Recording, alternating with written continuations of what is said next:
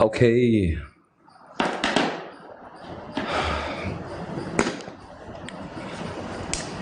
Yes, let's start, guys. Come on.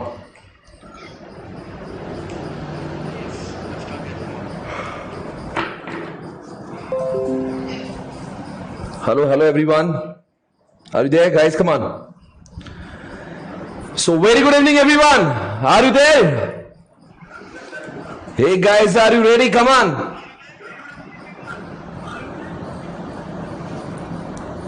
Okay, let's start. जो लोग अभी भी YouTube पे नहीं आए, आ जाओ.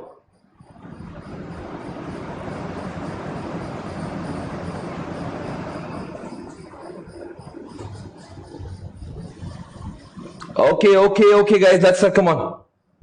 Can I start?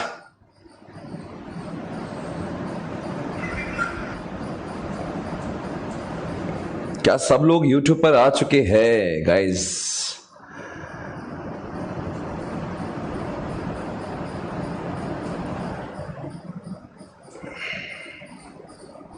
अरे क्या भाई सब लोग YouTube पर आ गए हैं? Okay, so it means I can start.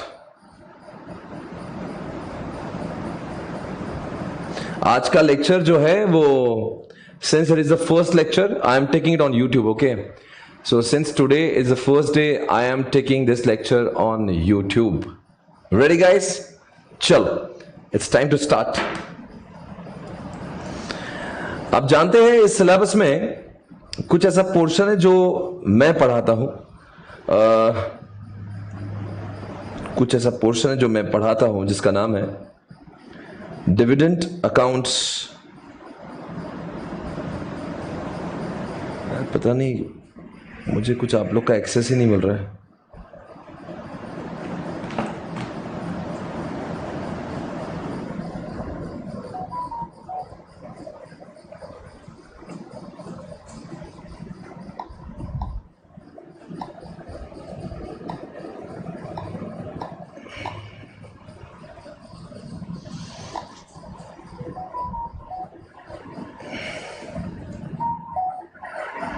Okay, guys, now it's time to start. Okay, let's start, guys. Come on. So, guys, today I'm going to start the chapter called dividend. इस syllabus में तीन ऐसे chapter जो मैं पढ़ा था जिसका नाम है dividend, then accounts and then audit. Okay, the section number will start from section 123. It goes till 148. तो यानी कि इस पूरे कंपनीज एक्ट में 123 से लेकर 148 तक मैं आपको पढ़ाऊंगा. यानी कि I am going to teach you around 25 sections. उसके बाद में there is one more chapter called IOS, वो भी मैं आपको पढ़ाऊंगा. फिर अगर आप कहेंगे सर ये वाली चीजें आप पढ़ाते कैसे हो, मतलब अंकिता मैम पढ़ा रही है आप पढ़ा रहे हो, why Ankita ma'am is not teaching those chapter, why I am teaching this chapter. The reason behind ये जो पोर्शन है, ये पहले ये पोर्शन सीए फाइनल में हुआ करता था और मैं सीए फाइनल का लॉ पढ़ाता हूं. जब आईपीसीसी हुआ करता था ये जो सेक्शंस थे वो वहां थे सीए फाइनल में in the old course. In the new course ICA को लगा कि सीए इंटर का जो सिलेबस है वो बहुत कम हो रहा है और उन्होंने वो जो पोर्शन है वहां से उठाकर इंटर में डाल दिया. तो anyways I was teaching this chapters to CA final students. तो then I thought anyways I am teaching this chapter since long so I will do it. And then Ankita ma'am said कि आप ही इसको पढ़ा दो. तो I said okay fine, I will teach this chapters और वैसे आपसे मिलने का मौका भी मुझे मिल जाएगा. सो आई होप आज हम लोग बहुत माहौल करेंगे, बहुत मजे करेंगे. This is going to be fantastic lecture. So I hope everyone is ready for this. तीन चैप्टर्स पढ़ना है 123 से लेकर 148 प्लस आईओएस. इन सब का पूरा मिला के weightage is around 25 to 30 marks in the examination. 25 marks से 30 मार्क का वेटेज इन चैप्टर्स को एग्जामिनेशन में है. ओके, सो आज हम लोग शुरुआत करने जा रहे हैं उस चैप्टर से जिसका नाम है डिविडेंड, जिसके अंदर सिर्फ 5 ही सेक्शन है. It starts from section number 123, it goes till section number 127. यानी 123 से लेकर 127 के सेक्शन जो है वो इस चैप्टर से है. और इस चैप्टर के अंदर 6 मार्क का क्वेश्चन हमेशा आईसीआई पूछती है एग्जामिनेशन में. मिनिमम 6 मार्क्स का वेटेज इस चैप्टर को एग्जामिनेशन में दिया गया है. ओके, चैट करके आप मुझे बताइए, are you ready guys? Come on everyone, come on. Okay, so can I start now? Can I start, everyone? Okay, fine. Let's do it. Come on, everyone. So, आप सभी जानते हैं भाई और बहनों, ये जो बिल्कुल आप चैट करते रहना तो मुझे समझ में आएगा कि आप मेरे साथ जुड़े हुए हो, राइट? ओके, सो अब कैसा है, सबसे पहले मैं आपसे कुछ सवाल पूछना चाहता हूं।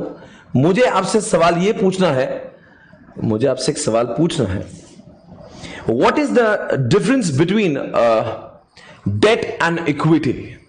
What is the difference between debt and equity? This is my question for you all. देखते हैं कौन मुझे सही जवाब देगा। Your time starts now. I want the answer from your side, where you have to answer what is the difference between debt and equity. दोनों में difference क्या है? Debt and equity. I want to know about it. I want to know about it. Come on, guys, now. Debt is loan.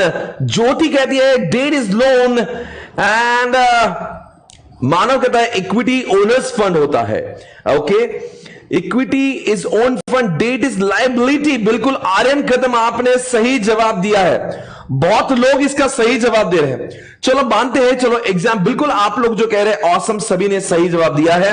अब बात करते हैं दोस्तों, suppose I am running a company, but to run the company I need funds, but funds लाने के दो main तरीके होते हैं। एक तो हम लोग डेट से लेते हैं, एक तो हम लोग इक्विटी से लेते हैं।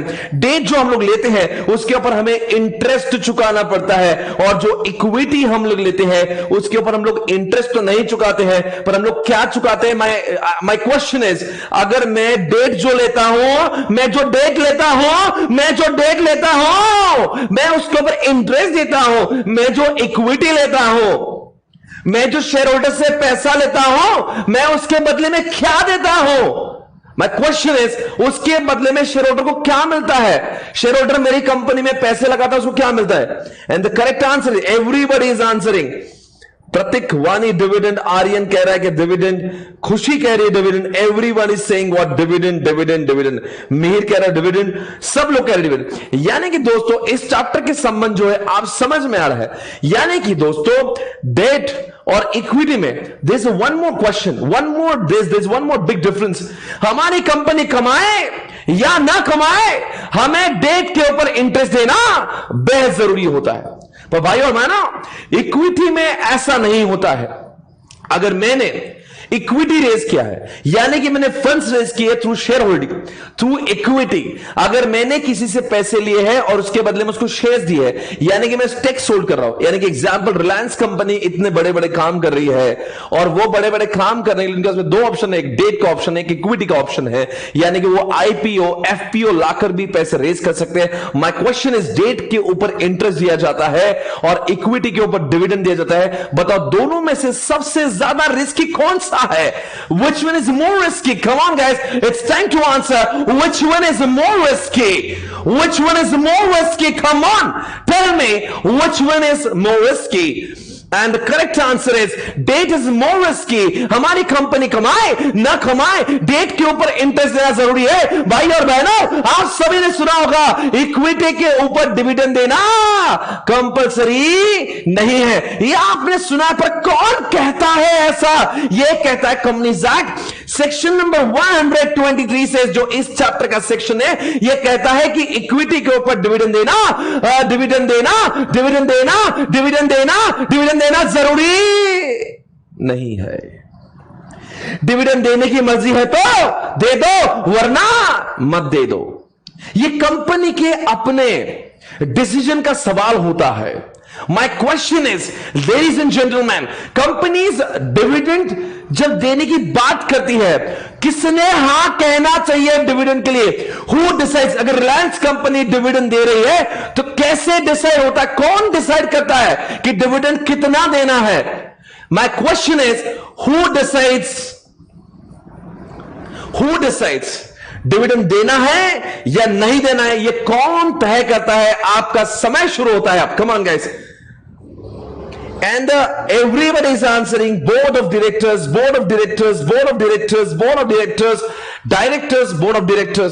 दोस्तों मेरा आपसे एक प्रश्न है, आपको पूरा जवाब देना है। Your answer is incomplete. You say board of director, answer should not have been like that, answer should be like this. Board of director propose करता है, प्रपोज कि हमारी इच्छा है, we think after considering the balance sheet, after considering the P&L account, we think इतना dividend जाना चाहिए। पर उनके हां बोलने से कुछ नहीं होता भाई और बहनों। उनके हां बोलने के बाद में अब बताइए किसकी और परमिशन की जरूरत होगी, किसका और सब्सिक्वेंट अप्रूवल जरूरी है। उदय कह रहा है propose by board and approved by, further approved by the share holder. And the correct answer is, दोस्तों बोर्ड ऑफ डायरेक्टर से प्रपोज कर सकता है कि हमारी इच्छा है कि हम 10% डिविडेंड दे दे, पर जब तक शेयर होल्डर एजीएम में, एनुअल जनरल मीटिंग में जब तक उसको हां ना कह दे, वो डिविडेंड डिक्लेयर नहीं होता। I know board of director will propose undoubtedly, but it is not the dividend declaration. Dividend cannot be declared unless it has been approved by the shareholder in annual general meeting. Point to be noted. ये मैं नहीं कह रहा हूं, ये section number 123 कह रहा है। इस चैप्टर ये मैं जो कह रहा हूं, ये जो मैं कह रहा हूं, ये मैंने, it is said by section number 123 of the Companies Act. I hope you understand this. Okay, everyone, come on. Come on, guys. Come on, everybody. I hope you're ready. आओ दोस्तों, मैं आपको कुछ लोगों से मिलाने जा रहा हूं। रिलायंस के बोर्ड को देखते हैं। ये कौन है? रिलायंस के बीओडीज है। आइए देखते हैं, मिलते हैं, खास मुलाकात करेंगे इन लोगों से। ये कौन है? ये वो लोग हैं जो डिसाइड करते हैं कि कंपनी में कितना डिविडेंड होना चाहिए। कम ऑन, खुल जा भाई जल्दी। Okay, I think it's time to give hotspot.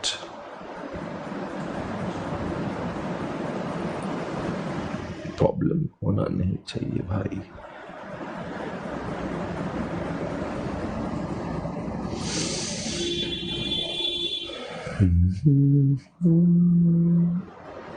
थोड़ा सा 1 मिनट का समय मुझे चाहिए आपसे। Network, okay.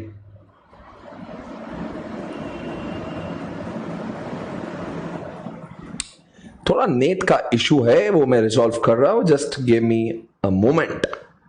Connect, I think it will be faster now.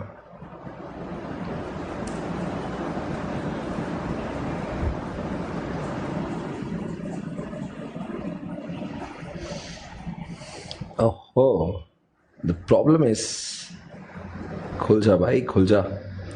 Anyways, guys, okay, no problem. So दोस्तों, मुझे आपसे कुछ बातें कहना है। ये पता नहीं, नेट स्लो चल रहा है। It will take some more time. I don't know why it is taking time, guys. Okay, no problem. पर मुझे आपसे एक सवाल पूछना है।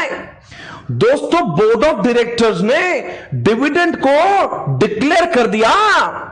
बोर्ड ऑफ डायरेक्टर ने डिविडेंड को डिक्लेयर कर दिया और शेयर होल्डर ने भी उसको हां बोल दिया। क्या उसके बाद डिविडेंड देना जरूरी है या नहीं जरूरी है? क्या ऐसा हो सकता है, once the dividend is declared by the share holder, can it be revoked, can it be cancelled? क्या देना जरूरी है? क्या डिक्लेयर करने के बाद में डिविडेंड को देना कंपलसरी है या नहीं है? यह मेरा आपसे पूछा हुआ सवाल है। आपका जवाब मुझे once it is declared it is necessary to give, ऐसा उदय कह रहा है। आयुष कह रहा है कि हाँ सर, देना जरूरी है। और मानसी कह रही sir it can not be cancel, and you are absolutely correct. दोस्तों, मजाक लगा के रखा है क्या तुमने? तुम्हारी बाप की कंपनी है। Once the dividend is declared, shareholders are entitled to get the dividend. Nobody can challenge it. Okay? एक तो देखो भाई, एक सवाल मैं पूछना चाहता हूं, क्या डिविडेंड देना कंपलसरी है क्या? I mean, डिक्लेयर करने के बाद में डिविडेंड देना कंपलसरी है, नो डाउट। पर क्या डिविडेंड डिक्लेयर करना कंपलसरी है? देखते कौन जवाब देगा। क्या डिविडेंड देना कंपलसरी, डिविडेंड डिक्लेयर करना क्या कंपलसरी है क्या? अगर रिलायंस की इच्छा अगर हो रही नहीं यार इस साल मुझे डिविडेंड नहीं देना है, तो ऐसा कर सकते हैं वो। मेरा प्रश्न वापस से समझिए, क्या करना कंपलसरी है और क्या करना ऑप्शनल है। मैं आपको मेरा फोन नंबर दे रहा हूं, my phone number is 8669661234। I want your voice note on this WhatsApp. My question is, क्या करना ऑप्शनल है, क्या करना कंपलसरी है। सही जवाब जिसका आएगा मेरे पास में उसको मिलेगा मेरी ओर से 300 रुपीज का रिचार्ज। सबसे पहले जो करेक्ट आंसर मिलेगा वो भी व्हाट्सएप पे।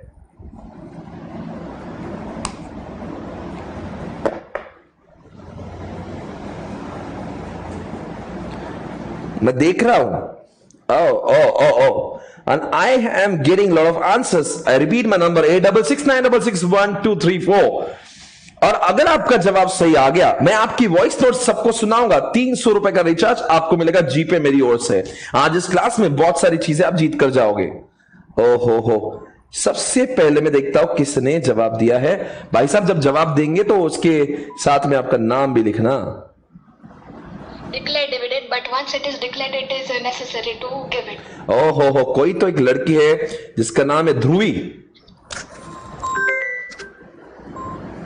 मुझे कॉल ना करे, कॉल करने का नंबर नहीं है, व्हाट्सएप का नंबर है। Okay Sir, it's not necessary to declare dividend, but once it is declared, it is necessary to give it. हो ध्रुवी ने दिया है करेक्ट जवाब। ध्रुवी आप मेरी ओर से जीतती हो 300 रुपए का प्राइज। मैं दूसरा जवाब देख रहा हूं किसने दिया हुआ है, देखते हैं। It's not compulsory to declare dividend every time if the profits are not adequate in that year. The dividend can be declared in the future year also.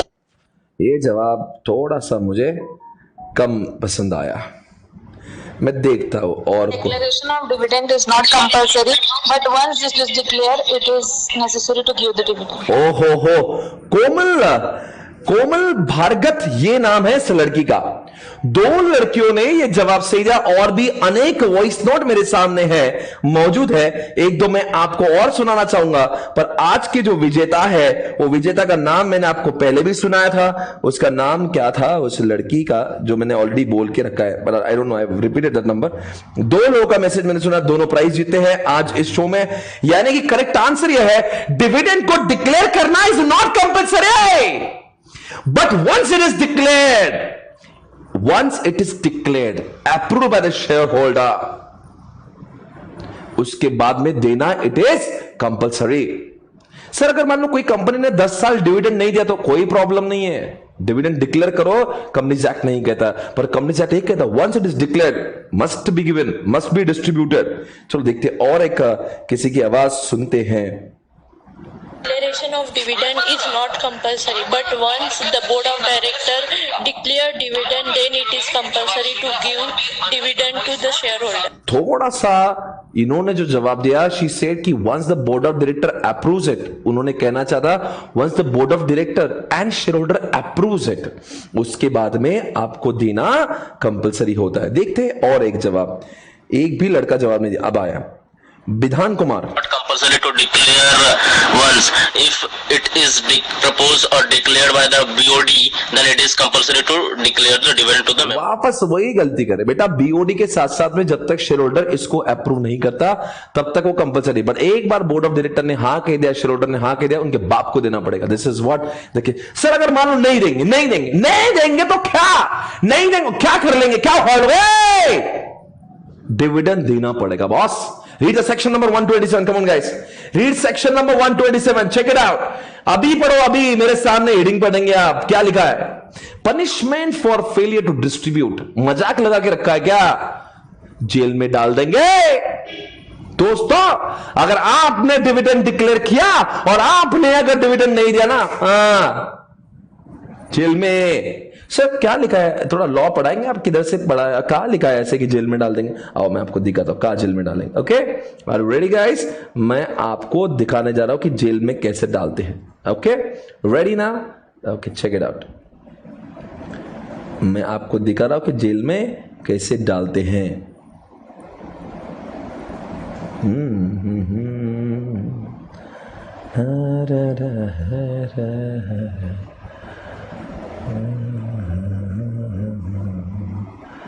मुझे कॉल मत करो इतने कि मैं परेशान हो जाऊं.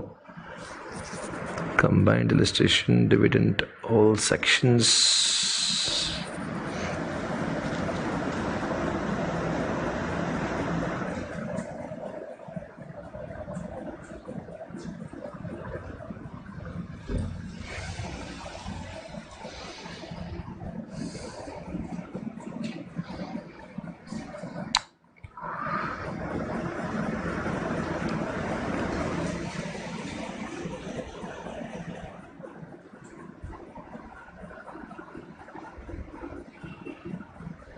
ओके, हम लोग पढ़ेंगे सेक्शन नंबर 127.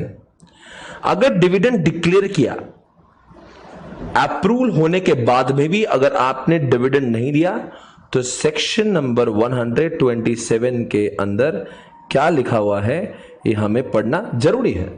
आइए दोस्तों पढ़ेंगे सेक्शन नंबर 127. ओके, रेडी ना? रेडी? ओके, पढ़े. क्या लिखा है? क्या लिखा क्या है यहां पर? Where a company declares dividend, जहां पे एक कंपनी ने डिविडेंड को डिक्लेयर कर दिया हो, इट मस्ट बी पेड, उसको देना जरूरी है. और the dividend warrant there of, या जब भी हो गया must be posted with in 30 days from the date of declaration of the dividend to the share holder entitled to the same. कितने? 30 दिनों के अंदर उस इंसान को पैसा है उसके अकाउंट में मिल जाना चाहिए.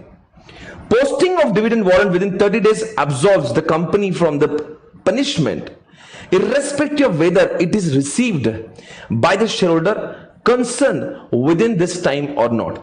The offense is committed only when the company fails to post dividend warrant to the registered address of the members within 30 days of the declaration.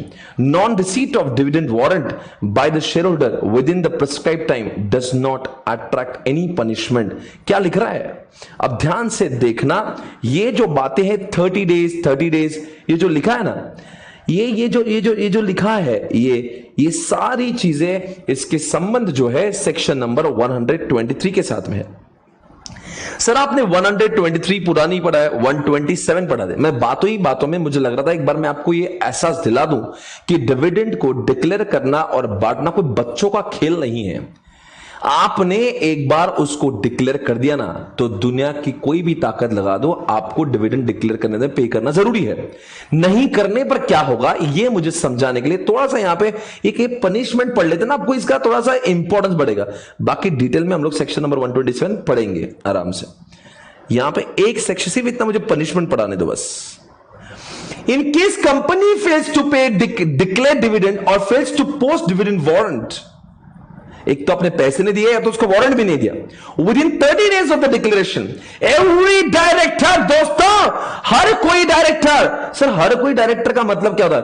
आप जरा देखिए, इस कंपनी के हर कोई डायरेक्टर, यानी कि मुकेश अंबानी, यानी कि नीता अंबानी, यानी कि हीतल मेस्वानी, निखिल मेस्वानी, ये सारे लोग को होगी पनिशमेंट. ये जितने भी लोग हैं, यहां पे देखना क्या लिखा है, shall be punishable with imprisonment up to,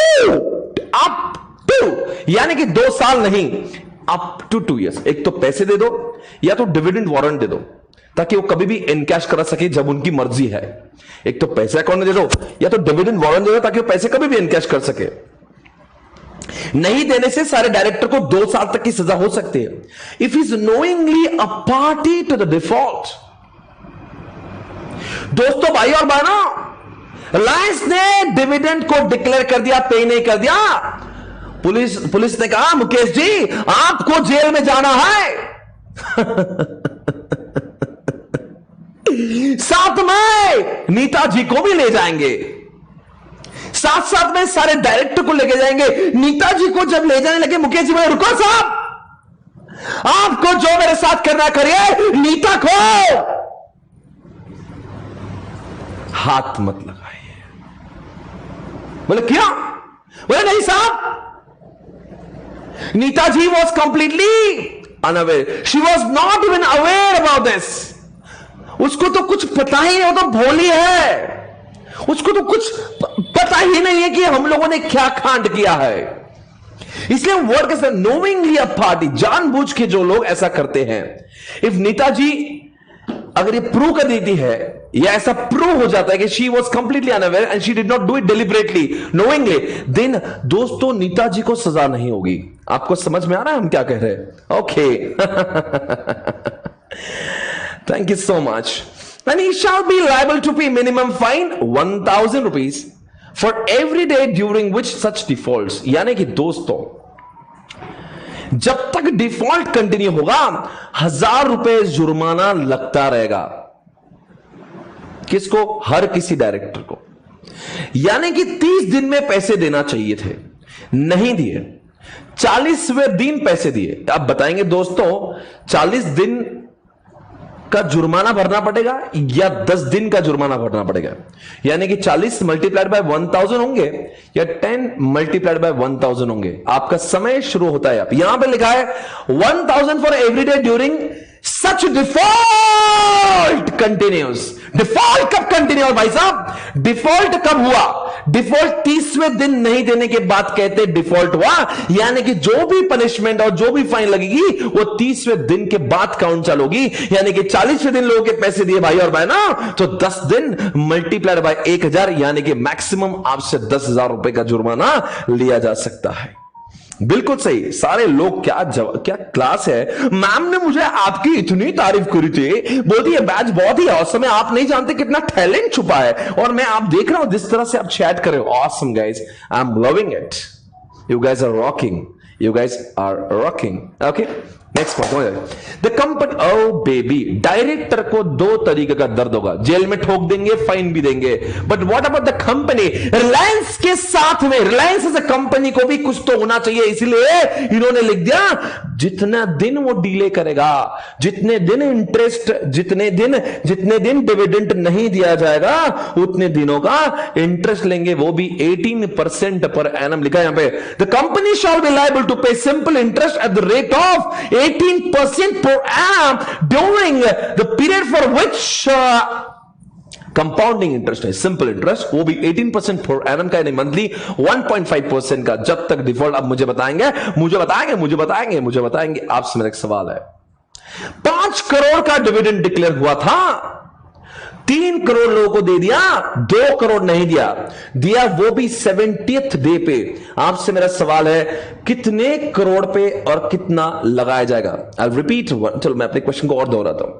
500 crore का डिविडेंड दिया था, डिक्लेयर किया था, उसमें से 300 करोड़ का डिविडेंड चुका दिया, 200 करोड़ नहीं चुकाया। 200 करोड़ चुकाया 70वें दिन, 300 करोड़ 30 दिन के अंदर चुका दिया था। आपसे मेरा सवाल है क्या होगा? कितने पे इंटरेस्ट लगेगा और कितना? कितने पे इंटरेस्ट लगेगा और कितना?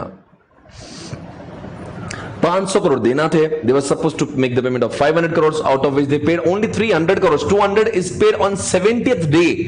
तो आप मुझे बताएंगे कितने पे इंटरेस्ट? 200 करोड़ पे लगेगा, वो भी 18% पर एनम के हिसाब से।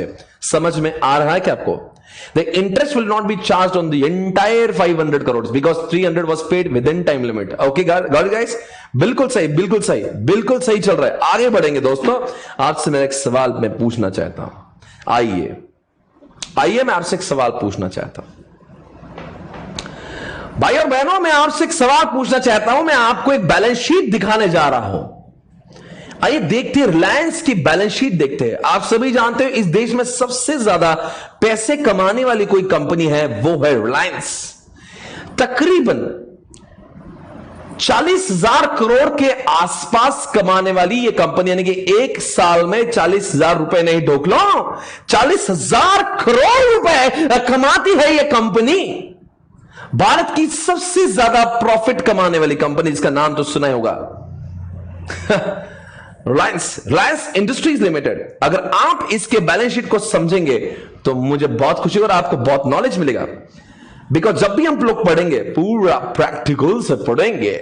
आओ बच्चों बताएंगे, मार्च 16 से लेकर मार्च 20 तक अगर आप देखेंगे दोस्तों, बहुत दुनिया बदली है, बहुत ही बदली है। क्या लिखा है यहां पे? 2,40,000 करोड़ यहां पे दिख रहा है। 4 8,24,000 करोड़ दिख रहा है, यहां पे लिखा है total share holders fund. Oh my God, क्या बोल रहा है ये?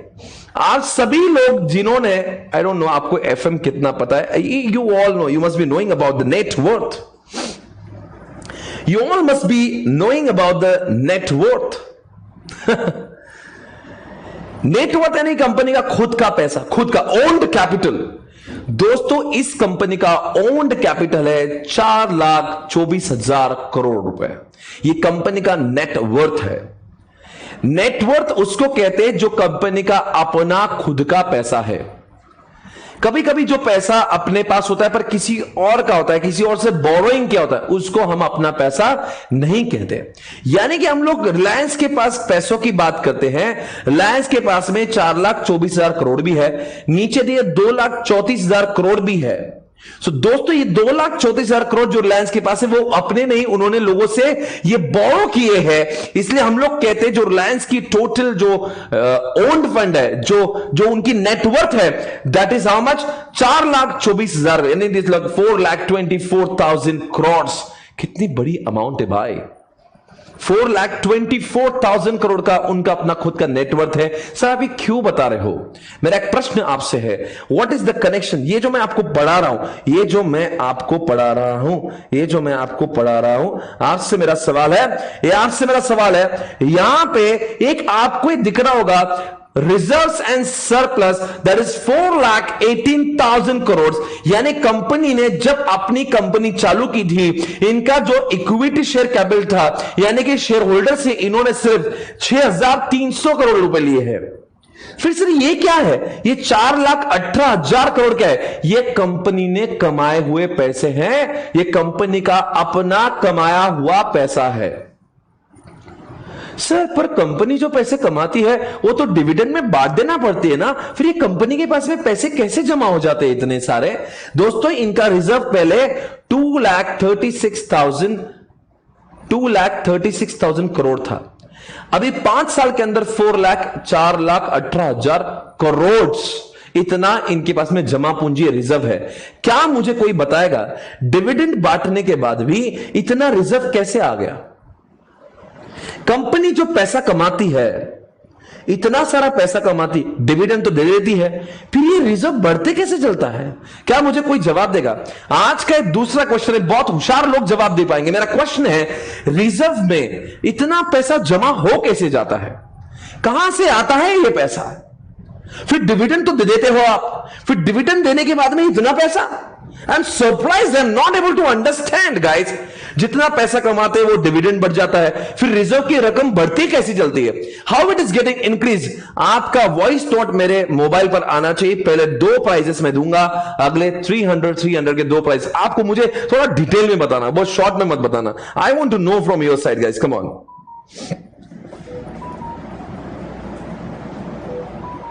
देखते कौन जवाब देगा। मेरे पास जवाब आना चालू हो चुके हैं।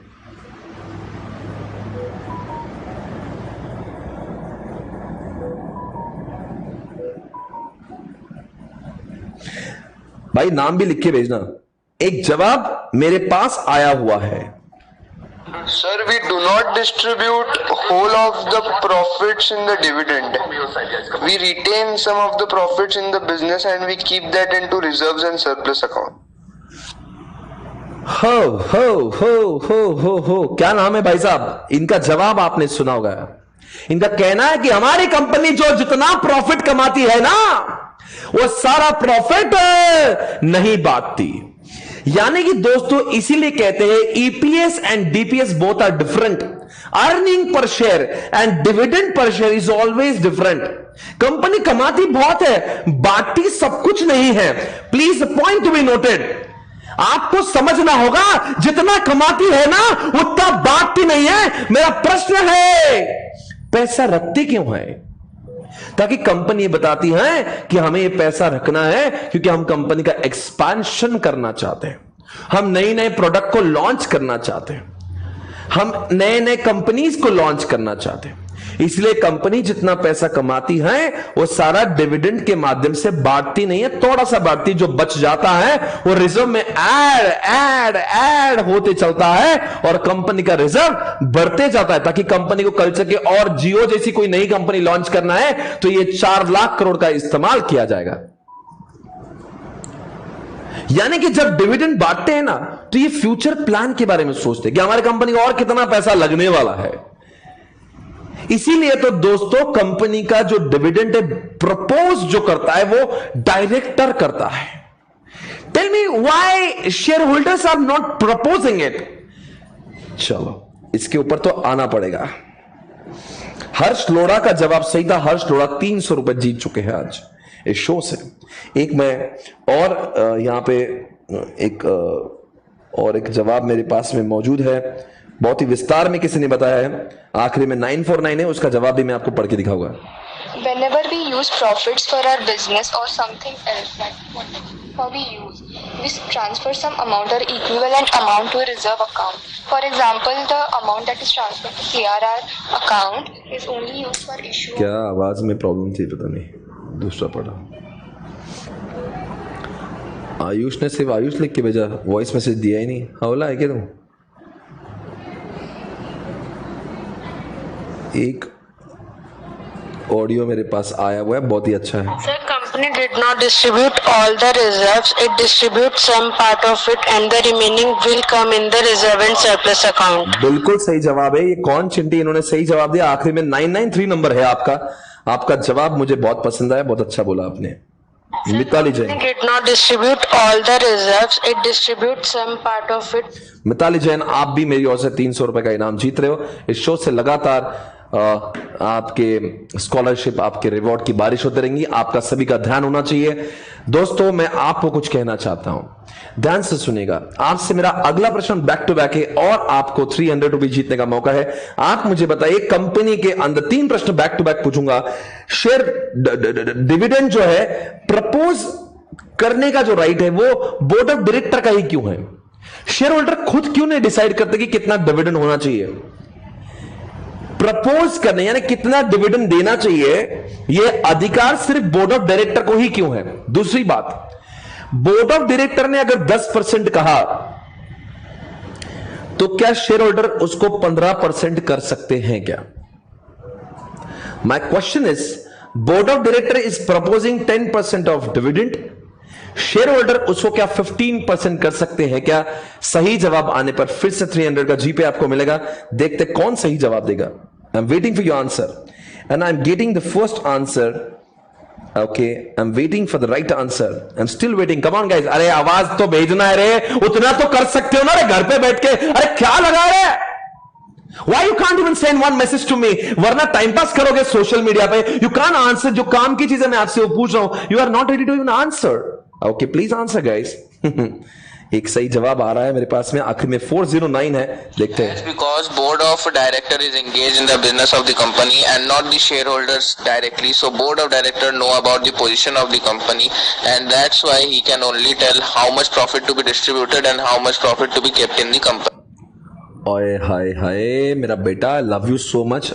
ये 409 जो भी है यार, अमेजिंग, सुपर, फैंटास्टिक यार। मतलब आपका जो जवाब इतना क्लैरिटी से है, आपका communication, the way you answer, I love it baby. आपको 300 का नहीं 500 का देंगे। यू आर गेटिंग 500 का रिचार्ज, 500 का कैशबैक फ्रॉम मी। ऑसम, क्या मजा है, जरा देखिए क्या लगा। As because board of director is engaged in the business of the company and not the shareholders directly, so board of director know about the position of the company and that's why he। आप सभी जानते हो company के मालिक भले ही share holder होते हैं, पर बोर्ड ऑफ डायरेक्टर कंपनी को चलाते हैं। They know the exact position of the balance sheet, they know the exact plan of the future, they know finance better than the share holders. Share holder तो क्या साल में एक बार आके अपना ज्ञान देके जाएंगे, बट डायरेक्टर्स को सब कुछ पता होता है। and because of which director has got a chance to propose board of director. but दोस्तों ये जो है बेटा, आपने एक सवाल का जवाब नहीं दिया अभी तक, वो जवाब मैं चाहता हूं।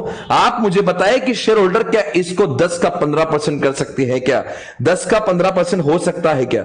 Shareholders cannot increase the percentage of dividend declared by the board of directors, but they can reduce it. Oh my God, Dhubri, You are just awesome. आपने बहुत ही अच्छा जवाब दिया है।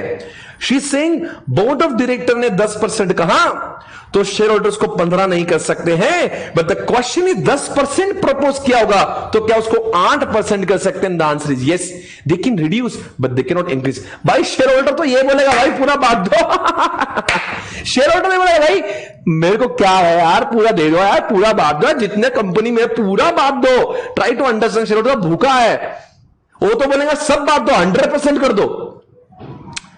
But the point to be noted, board of directors can propose, shareholders will also accept it.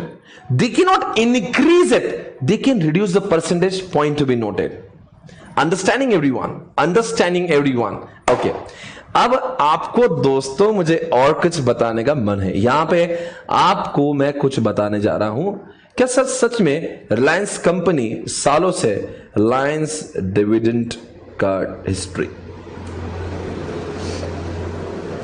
अभी बड़ा fast खुल गया है नेट, कभी कभी नेट फास्ट चलता है, कभी स्लो चलता है, कि समझ नहीं आता है इसका। ओके,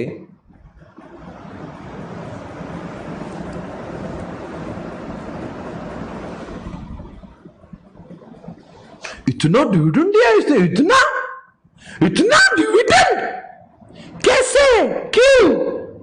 ओह माय गॉड, कितना डिविडेंड दे रही है कंपनी यार, कमाल करते हैं यार। सर अगर सच में डिविडेंड दिया जाता, यस बेबी, ये है रिलायंस का पूरा ट्रैक रिकॉर्ड। 2020 में इन्होंने 65%, देन 65% वापस 22 में, 2020 में 19 में 65%, 18 में 60%, 17 में तो 110%, 16 में 100। कितना डिविडेंड दिया जा रहा है भाई, कितना डिविडेंड दिया जा रहा है। एक सवाल मैं पूछूं आपसे, अगर दोस्तों डिविडेंड देना कंपलसरी नहीं है तो लोग डिविडेंड बांटते क्यों है, क्यों खर्च करते हैं dividend pay? My question is why dividend is declared when it is not compulsory? My question, देखते कौन जवाब। सबसे पहला जवाब बहुत इजी सवाल है, only 200, only 200, only 200। come on guys, come on guys। जितने लोग आज प्राइज जीतेंगे वो सभी लोग का मैं जी पे आप मुझे भिजवा देना, होने के बाद हम दे देंगे आपको। ओके, देखते कौन है खास विजेता। यहाँ पे एक जवाब आया है, सर डिविडेंड डिक्लेयर करने से कंपनी का पॉजिटिव अप्रोच आता है, पीपल के सामने, मतलब पब्लिक के सामने पॉजिटिव अप्रोच आता है। बिल्कुल बिल्कुल सही जवाब दे रहा है बच्चा। क्या नाम है भाई आपका? ये क्या आखिरी में नंबर है? 473। सही जवाब दे रहा है मेरा बच्चा। I am so proud of you. सही बोला है। क्या बोला है बच्चा? ये इसकी आवाज से मुझे लग रहा है गुजरात से, आई डोंट नो। उदय जॉयसर, उदय जॉयसर है, उदय जॉयसर। बिल्कुल सही जवाब दिया आपने। वो कह रहा है साहब जो कंपनी में डिविडेंड नहीं देता ना, लोग बोलते हैं यार क्या सच में इतनी वाहियात कंपनी है, डिविडेंड भी नहीं बांट सकती। पर जो कंपनी डिविडेंड देती ना, लोग उसके बारे में वाह वाह करते हैं, वाह वाह क्या कंपनी है, क्या डिविडेंड दे रही है। C, distribution of dividend is sending really positive message in the industry.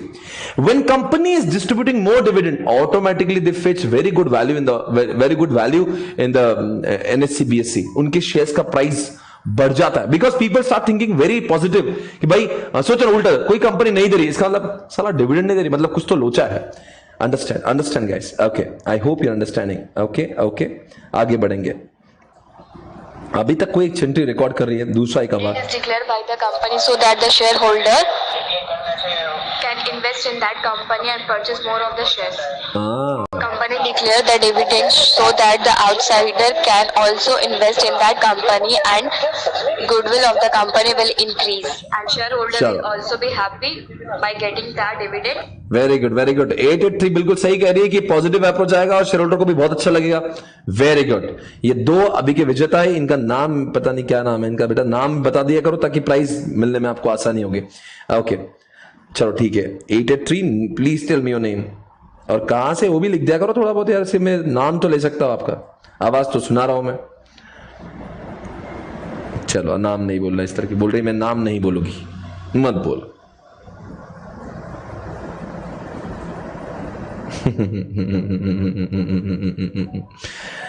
नए इन्वेस्टर्स को अट्रैक्ट, बिल्कुल सही चल रहा है, बिल्कुल सही है साहब। अब मेरा एक सवाल है आपसे, देखते हैं दुनिया में कितने लोगों को जवाब पता है। सर 110%, मतलब जितना कमाते हैं उससे ज्यादा दे देते हैं लोग। 110%, अरे ढोकलो, अरे दोस्तों सोचने की बात है। 110% किसका है ये? It is not the market price, 110% of the face value. यानी कि रिलायंस कंपनी की फेस वैल्यू अगर 10 रुपए है और 110% कहा है, तो इसका मतलब डिविडेंड की वैल्यू 11 रुपए है।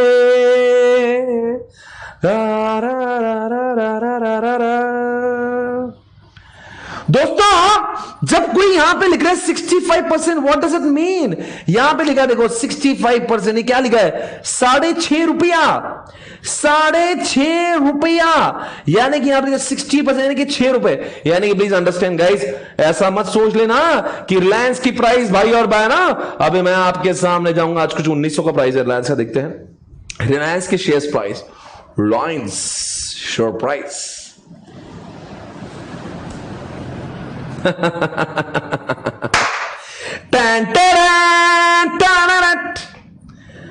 मैं जिंदगी की,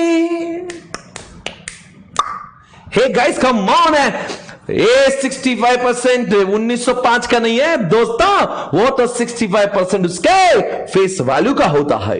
आई hope you understand what I am talking about. This is not on the market value of the share. I hope you are liking the way I am teaching. This is the way I teach, guys. पता नहीं आपको कैसे लग रहा है, मजा आ रहा है, नहीं आ रहा है। I'm giving my best. I hope you're liking it because I always want to teach practically. I cannot teach theory subject like that because sometimes I find this is not the justice. This is not the way we should teach because the theories are not developed like that. Once the practical is done, then explaining theory becomes very easy. Explaining and understanding theory is also becoming very easy. That's why I'm taking all the practical aspect first. उसके बाद में किताब से पढ़ना will become very easy. I hope you're liking the way I'm teaching. If you don't know, if you do not want so much practical knowledge, no problem, मैं आपको theory पढ़ा सकता हूं directly. आप मुझे बताएं आपको जम रहा है कि नहीं जम रहा है? बहुत मजा आ रहा है, आर्यन कह रहा है। ओके परफेक्ट सर, ओके बहुत मजा आ रहा है, मुस्कान भी कर रही है, ठीक है। Amish Shah, yes sir, if you liking it I will use the same methodology.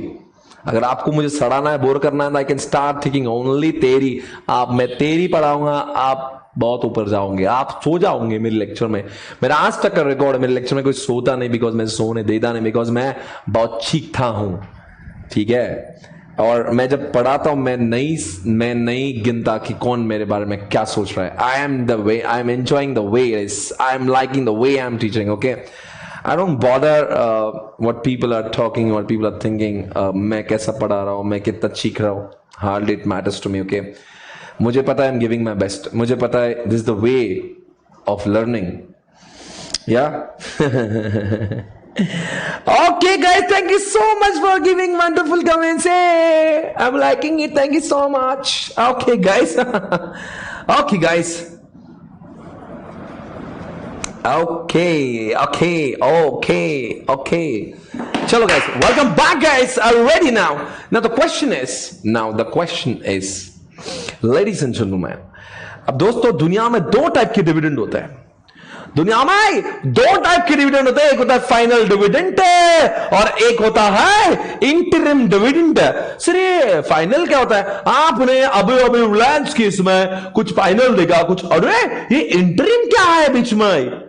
Interim, what is that? Yeah, okay guys, what is the meaning of final? Final dividend is the dividend which is declared on AGM. Annual general meeting पर जो dividend declare होता है उसको कहते हैं final dividend. But any dividend which is declared between 2 AGM, any dividend which is declared between 2 AGM is called as interim dividend.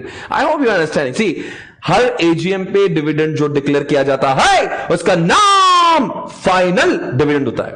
पर सिर्फ final dividend देने के बाद में लोग को क्या मस्ती, इतना इंटरिम डिविडेंड क्यों देते हैं? अब ये एजीएम इसे एजीएम 1 में दिया तो लोग जनरली एजीएम 2 में देते हैं, फिर एजीएम 3 में देते हैं। पर कुछ लोग क्या करते हैं, एजीएम 4 का वेट ही नहीं करते। वो बोलता है, I can not wait for so long, I want to give more and more because दिल मांगे more. Hey guys come on, jokes apart, interim dividend कब देते हैं? मेरे कंपनी ने एजीएम 3 में बहुत डिविडेंड दिया, एजीएम 4 होने को अभी 6 महीने बाकी है और मुझे लगता है कि मेरे कंपनी ने बहुत प्रॉफिट कमाया है, क्यों ना मैं उसको और डिविडेंड, मेरे शेयर होल्डर जिन्होंने मुझ पर भरोसा जताया, एक काम कर लो, ले लो और ले लो। और आप जानते हो कंपनी का ये डिविडेंड जो है उसको इंटरिम कहते हैं, बिकॉज एजीएम 3 में जो दिया था उसको फाइनल कहेंगे, एजीएम 4 में जो दिया उसको फाइनल कहेंगे, पर दोनों के बीच में जो देंगे उसका नाम इंटरिम होगा। Interim dividend is the dividend it is declared between 2 AGM between 2 AGM। Sir but what's the reason behind that? Because company ने अच्छा खासा पैसा कमाया होता है, कंपनी को लगता है इंटरिम डिविडेंड देने से पब्लिक का तो फायदा होगा ही, साथ में हमारे बारे में लोग कितना positive, it will create positive vibes. Are you getting my point? Obviously if you creating, मतलब तुम फाइनल डिविडेंड भी दे रहे, तुम इंटरिम दे रहे, कुछ कंपनी हावली वाहियात होंगी, वो एक बार भी नहीं दे रहे, आप दो बार दे रहे, तो obviously people will start thinking really positive about your company and you will fetch good value. ये जो 1900 वैल्यूएशन है, तो ऐसे जब बहुत अच्छा डिविडेंड डिक्लेयर होता है ना, वो वैल्यूज बढ़ने लग जाती हैं। आई होप यू अंडरस्टैंड।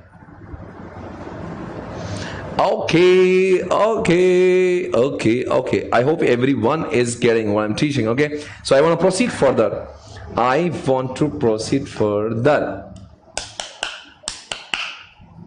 दोस्तों आगे बढ़ेंगे इस पॉइंट के साथ में। Let's talk about it, let's do it. Okay, अब जरा हम लोग आगे लेके जाते हैं, इस कॉन्सेप्ट को थोड़ा सा आगे ले जाते हैं।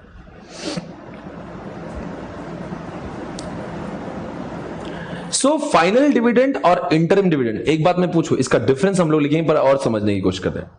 Final dividend is declared on AGM, interim dividend is declared between 2 AGM, ये तो समझा।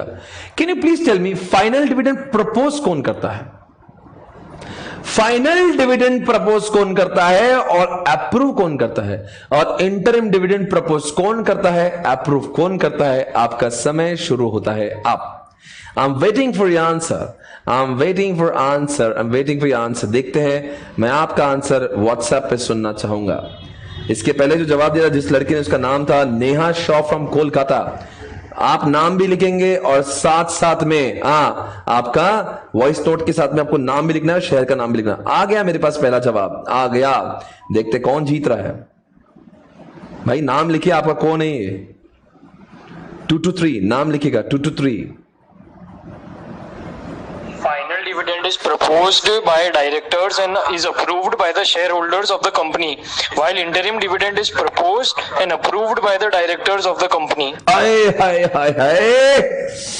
दिल जीता है आपने। कौन है भाई, कौन है? कहां से भगवान खुद प्रकट हुए, सरस्वती मां खुद आई हमारे इस क्लास में आज, साक्षात देवी का अवतार। कौन है? नेम यश। कहां से है भाई यश आप?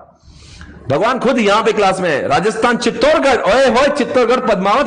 दोस्तों आपके सामने मिस्टर यश फ्रॉम राजस्थान।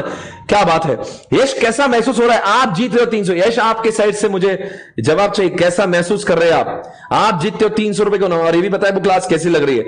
यश ने जो जवाब दिया आपको सुनाना चाहेंगे फिर से एक बार। Final dividend is proposed by directors and is approved by the shareholders of the company, while interim dividend is proposed and approved by the directors of the company. हाय क्या बोला है Shera, I am loving it. दोस्तों कह रहा है यश कि sir final dividend को propose करता है डायरेक्टर, अप्रूव करता है शेयर होल्डर, पर interim dividend is proposed by director and approved is also by director. ये आपको समझना जरूरी था। Okay ladies and gentleman, so please आपको लिखना है। Thank you so much mister Yash, आप सभी को लिखना है। लिखिए जरा, आपने ये जो नोटबुक आपने बनाई होगी या मैं आपने आपको स्टिकी नोट्स बनाने बोले होंगे, क्या आपके इसमें स्टिकी नोट्स है? तो स्टिकी नोट से तो लगा दो इस जगह पे जहां पे मैं आपको कह रहा हूं। Where is the sticky note?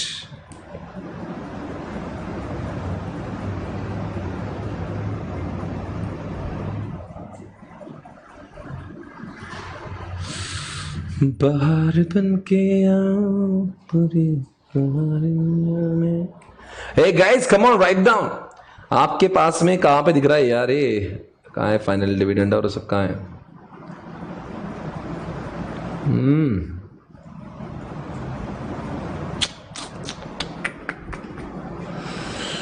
अरे भाई कहां गया ये? टाइम वेस्ट हो रहा है। कहां पे चिट्ठी लगाएंगे आप? मैं वो देख रहा था। कहां पे दिख रहा है फाइनल डिविडेंड? क्या दिख रहा है? क्या फाइनल डिविडेंड एंड क्या बोलते हैं उसको, इंटरिम डिविडेंड क्या दिख रहा है आपको?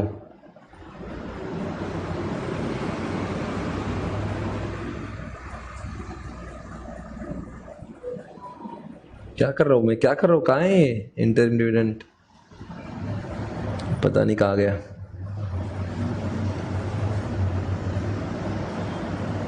पता नहीं मैं कुछ गलत कर रहा हूं कि क्या हो गया। I don't know where it is. Any जहां भी होगा इंटरिम डिविडेंड आपको जहां दिख रहा है वहां पे एक काम करो, आप चिट्ठी लगाओ और लिखो एक साइड में 8.3। ओके ओके ओके, मैंने कुछ गलत किया। आई एम वेरी सॉरी, माफ करना मुझे। 8.3 पे ऐसा कह रहे हैं, ठीक है।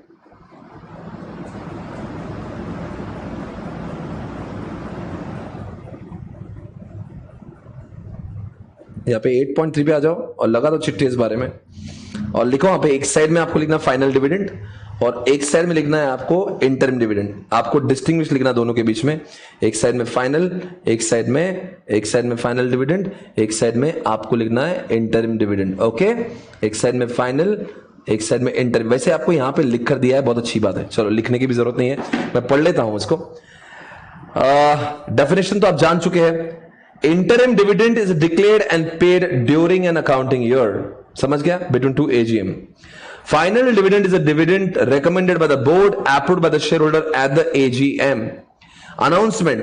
इंटरिम डिविडेंड की अनाउंसमेंट कौन करता है? बोर्ड ऑफ डायरेक्टर ही उसको प्रपोज करता है, बोर्ड ऑफ डायरेक्टर ही उसको अप्रूव करता है। Final dividend propose by the board, approved by the share holder. Time of declaration before the preparation of the financial statement. Obviously हम क्या करते हैं, अपनी कंपनी के क्वार्टर प्रॉफिट्स को देखते हैं और क्वार्टर प्रॉफिट अच्छे लगे तो फिर उसको कर देते हैं। अगर आप यहां पे फाइनल डिविडेंड की बात करें तो फाइनल डिविडेंड कब डिक्लेयर होता है? साल होने के बाद, जो AGM आती है उसके बारे में। समझ में आया क्या? अगर मान लीजिए 31 मार्च 2021 का जो अपना फाइनेंशियल ईयर खत्म हुआ है, जून में जो AGM होगा उस AGM में उसको अप्रूव किया जाएगा। तो मुझे बताओ, एक प्रश्न है मेरा आपसे, जून 2021 में जो शेयर होल्डर AGM के दौरान जिस डिविडेंड को अप्रूव करेंगे वो 21-22 का होगा या 20-21 का होगा? कमेंट बॉक्स में डालिए। जून 21 में जो डिविडेंड शेयर होल्डर अप्रूव करेंगे, वो 20-21 साल का होगा या 21-22 साल का होगा? इट विल बी फॉर 2021 और इट विल बी फॉर 21-22। और जस्सी गुप्ता कहती है 21-22, तो ये गलत आंसर है। जितने लोगों ने 21-22 लिखा है वो सारे लोग इसका गलत जवाब दे रहे। अच्छा हुआ मैंने सवाल पूछा। The correct answer is 2021। Tell me, अरे ढोकलो तुम्हें अक्ल नहीं है? 1 अप्रैल 2020 से लेकर 31 मार्च 2021 के दौरान आपने जो प्रॉफिट कमाया है उस प्रॉफिट का डिविडेंड डिक्लेयर 31 मार्च 2021 के बाद ही होगा ना। साल तो खत्म होने देंगे पहले क्या? उसके साल खत्म होने के पहले ही आपको डिविडेंड डिक्लेयर करना है। I am talking about the final dividend. So let this year gets completed first, उसके बाद में बोर्ड ऑफ डायरेक्टर प्रपोज करेंगे और बाद में शेयर होल्डर्स को अप्रूव करेगा। समझ नहीं आ रहा जो मैं कह रहा हूं? इतना इजी, कॉमन सेंस है ना, कॉमन है, वेरी कॉमन ना। ईयर खत्म होने के बाद आपको you'll get the complete idea about the financial statement, you'll get the complete idea about the profitability statement, and on the basis of which you will be able to decide कि कितना dividend होना चाहिए। तो जून 2021 में अगर आप dividend दोगे तो क्या 21-22 का दोगे? अरे 21-22 साल का अभी तक तो फाइनेंशियल स्टेटमेंट बना भी नहीं है।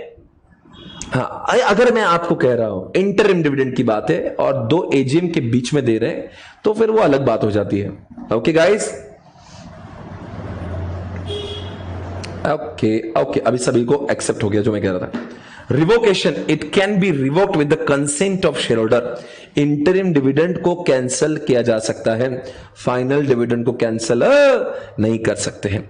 Provision in AOA, it is declared only when, the article में उसके बारे में लिखा है, it does not require any specific provision in the final for the final dividend. बताओ क्या बोल रहा है, फाइनल डिविडेंड देने के लिए और नहीं देने के लिए इसके लिए कोई एओए में परमिशन होने की जरूरत नहीं है, पर इंटरिम डिविडेंड देने के लिए आपके एओए में लिखा होना जरूरी है। रिवोकेशन किसका हो सकता है, final dividend can not B revoked, interim dividend can be revoked. बताएंगे दोस्तों कहां पे फाइनेंशियल स्टेटमेंट पूरी तरह से बनना चाहिए, फिर आप कर सकते हो फाइनल डिविडेंड के लिए। कहां पे फाइनेंशियल स्टेटमेंट बने बगैर ही आप दे दोगे interim dividend. I hope you understand, ये पूरा आपका खत्म हो चुका है। Right everyone, hey guys, is it over? ये हो गया कि नहीं हो गया? आगे बढ़ेंगे।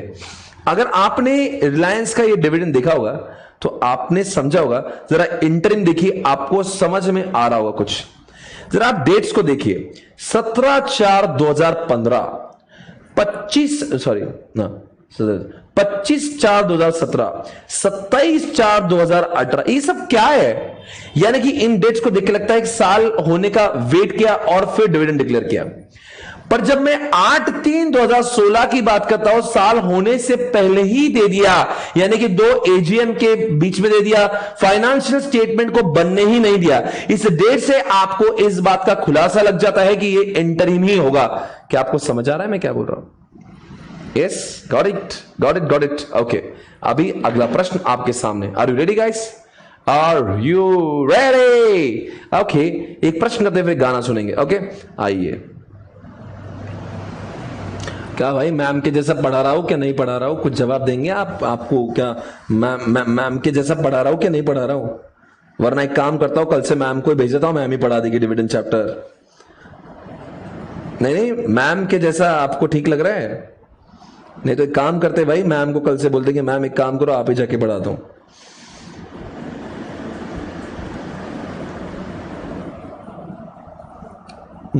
बहुत मस्त, बहुत मस्त। सुपर से भी ऊपर। ओके, सुपर से भी ऊपर कह रहा है मुझे। ओके, हाँ सर, मस्त चल रहा है, मस्त हो रहा है, आप सुपर पढ़ा रहे हो, थैंक यू यार। ऐसे कमेंट देख के मैं इतना खुश हो रहा हूँ, मालूम क्या, इतना खुश हो रहा हूँ, बहुत बहुत तोड़ मजा आ रहा है। ओह, ऐसा भी बोल सकता है कोई, आप ही पढ़ा रहे हो, पढ़ाओ सर, मैम को मत बोलना। ओके, ऑसम चल रहा है। मैम पढ़ाती तो आपसे भी अच्छा, और जब आप पढ़ाते हो मैम से भी अच्छा। अभी ये कौन सा आंसर है यार? अच्छा लगा सुन के, मस्त था। ओके ओके, बहुत मजा। Thank you so much guys, thank you so much, मजा आ गया मेरे रश के कमर। ओके दोस्तों, आपके सामने एक सवाल पूछेंगे, डिविडेंड की बात करेंगे।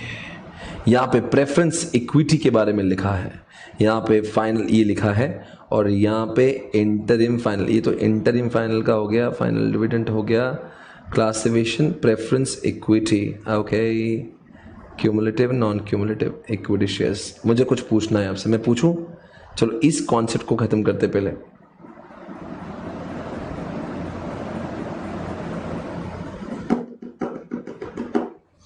दोस्तों, classification based on the nature of shares does not require any specific provision in the article.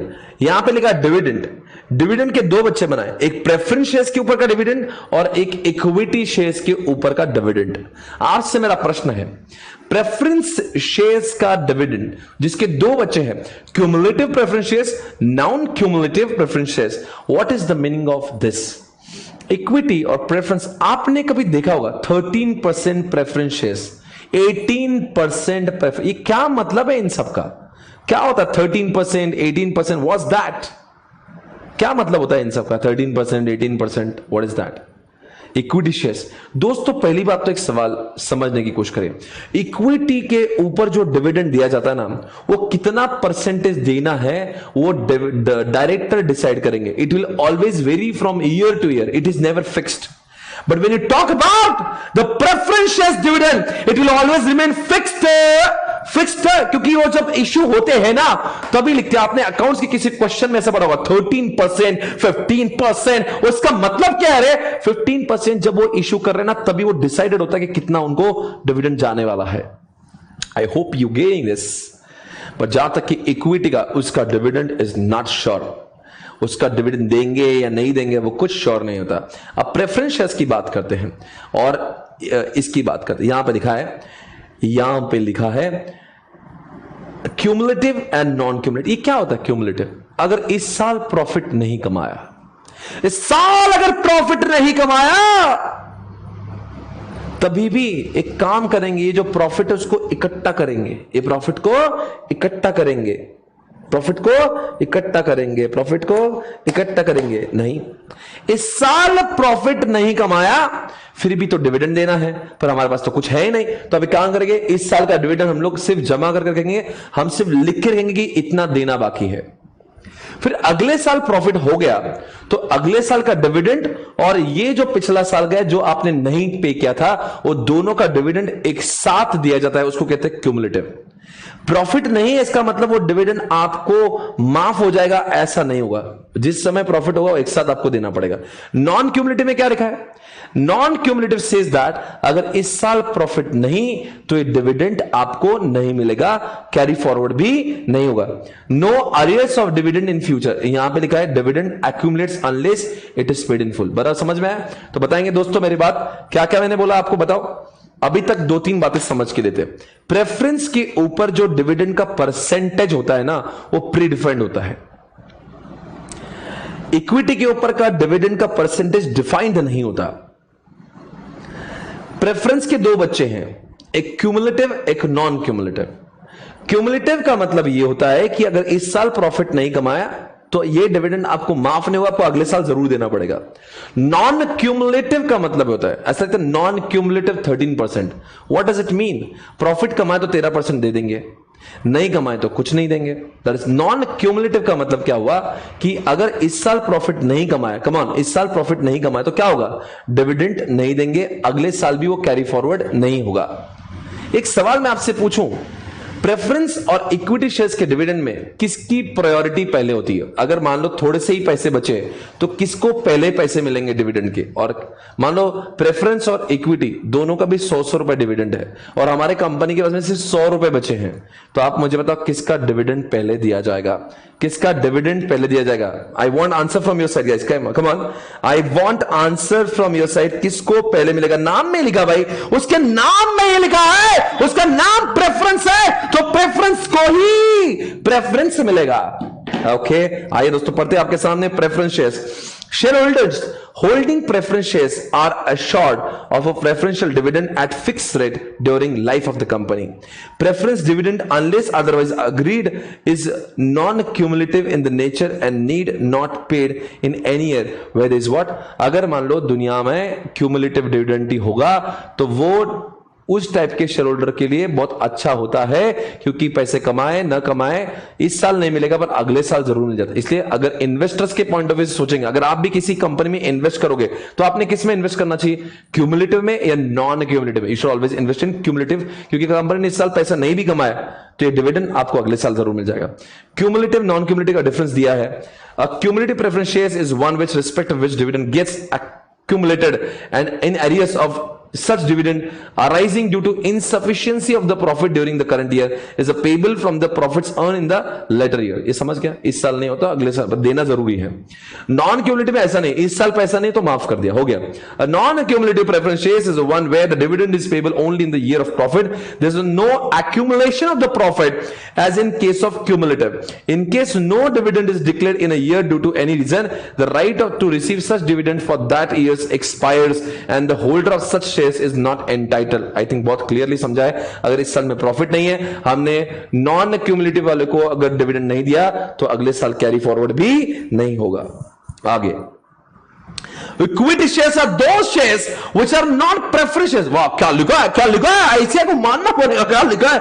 Equity वो होता है जो प्रेफरेंस, अरे मालूम है भाई, it means that they do not enjoy the preferential rights in the matter of payment of dividend. The rate of dividend of the equity is recommended by board of director and may change from year to year. Rate of dividend depends upon the dividend policy and the availability of the profits after satisfying the rights of preference। सब कुछ समझ में आया होगा, अब ज्यादा और चर्चा करने की जरूरत नहीं। I hope everyone is understanding and I can proceed।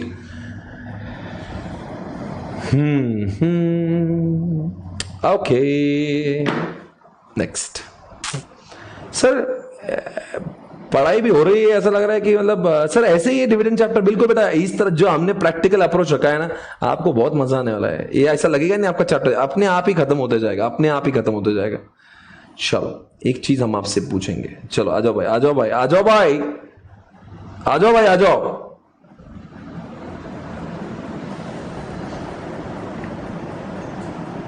एक कॉन्सेप्ट है जिसका नाम है ट्रांसफर टू रिजर्व्स। आपने रिलायंस का बैलेंस शीट देखा था, उसमें बहुत सारा रिजर्व है।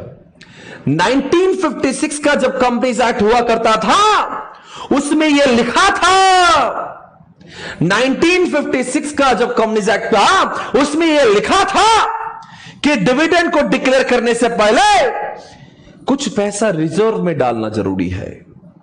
यानी कि जैसे हमारे मां बाप करते हैं, अगर हमारे पापा ने मान लीजिए इस साल 10 लाख रुपए कमाए और मान लीजिए हिसाब किताब 10 लाख रुपए का मम्मी के पास है, आप गए मम्मी पूरा उड़ाने दो ना, अभी इस साल पूरा 10 लाख का मैं पूरा उड़ा देंगे, मजे करेंगे, ऐश करेंगे।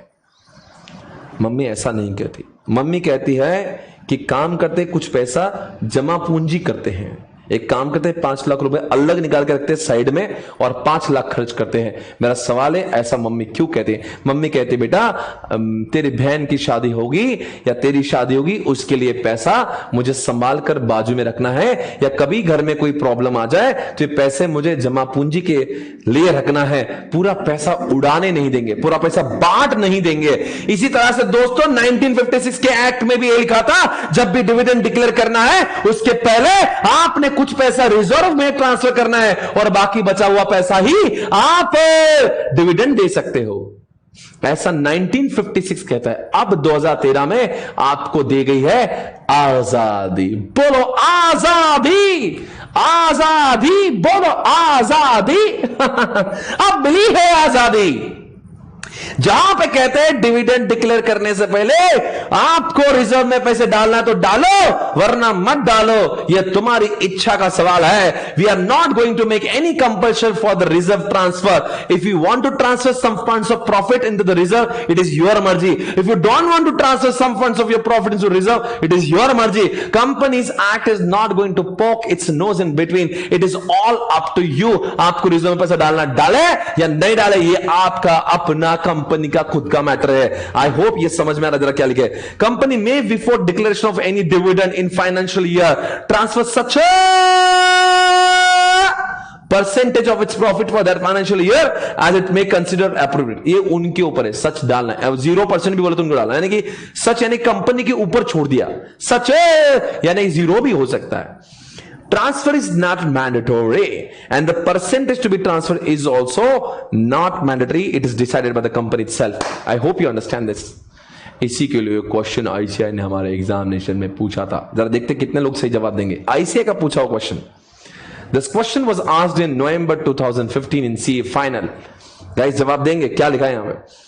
The board of director of Nambahera Chemical Limited proposes to transfer more than 10% of the profit of the company to the reserve for the current year. Advise the board of directors of the said company mentioning the relevant provision of the Companies Act 2013. Company ने अपने profit का 10% हिस्सा reserve में transfer करने का सोचा है। उनकी इच्छा है कि वो 10% पैसा रिजर्व में डाले।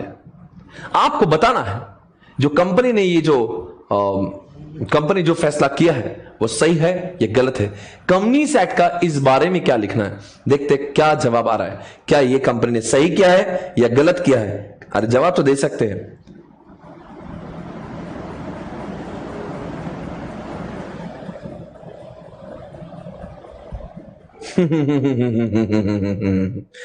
कितना मजा यू आ रहा है, कम ऑन एवरीबॉडी, करेक्ट है, कोई प्रॉब्लम नहीं भाई। 10% डालो या 50 डालो, ये तुम्हारी मर्जी का सवाल है। We do not want to interfere. 10% डाला, 5 कर दो, 10% डाला 20 कर दो, हमें कोई, अरे 0 दो भाई, हमें क्या प्रॉब्लम है। सो आई थिंक ये जो किया है वो इसके ऊपर कंपनीज एक्ट को कुछ इंटरफेरेंस नहीं है।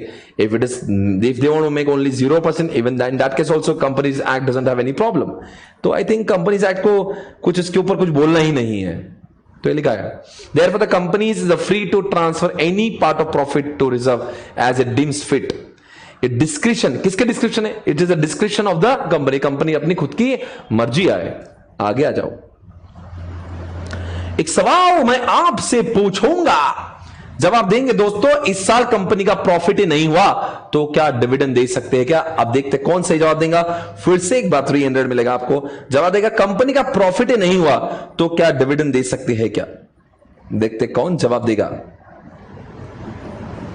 I'm waiting for your answer, guys. Oh, क्या फटाक से अंदर फटाक। शिव जी का फोटो लगा है। देव वर्ष ने बहुत मैसेज किया, पहली बार पढ़ रहा हूं इसका message. And the answer is 520 इसका नंबर है। देव वर्ष नाम है, देव वर्ष ने। Yes, it can give dividend from its reserves.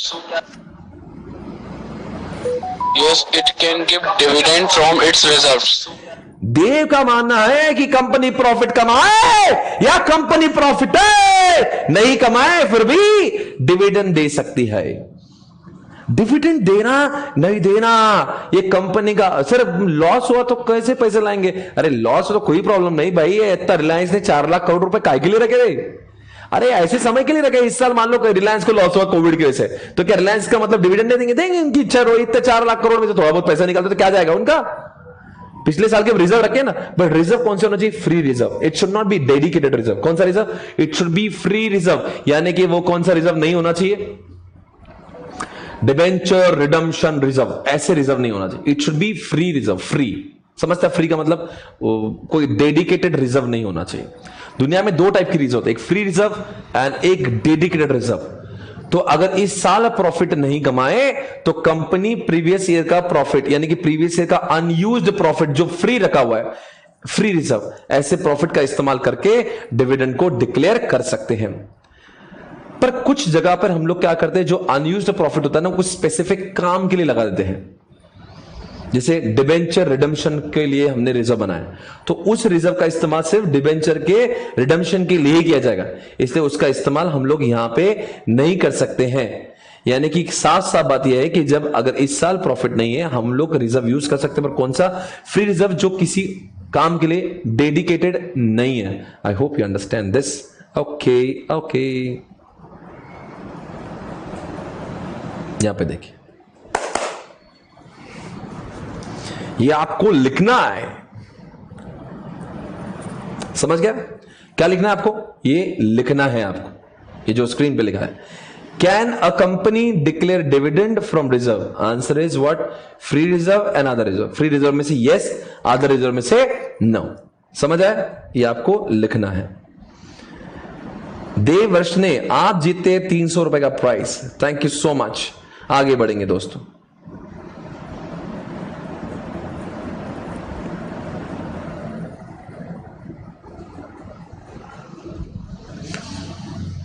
आपने कभी आपके सिलेबस में डिबेंचर रिडम्पशन रिजर्व देखा? वो भी अपने बैलेंस शीट के लायबिलिटी साइड में आता है। ये रिजर्व भी होता है, पर ये रिजर्व सिर्फ, ये जो फ्री रिजर्व होता है वो किसी चीज के लिए अलॉटेड नहीं होता। अगर आपने एक समझा होगा, मगर मैं आपने अगर मम्मी के पास गए आप और मम्मी ने बोला कि बेटा 5 लाख खर्च कर दो, 5 लाख हम लोग जमा करके रखेंगे और उस 5 लाख में से भी 2 लाख हमारी दीदी के शादी के लिए रखेंगे, तो 3 लाख का जो रिजर्व है और 2 लाख का रिजर्व में उसमें फर्क है। 3 लाख का रिजर्व फ्री रिजर्व हो गया और 2 लाख का रिजर्व डेडिकेटेड रिजर्व है जो हमारे दीदी के शादी के लिए यूज होगा। आप समझोगे मैं क्या बोलना चाहता हूं? Okay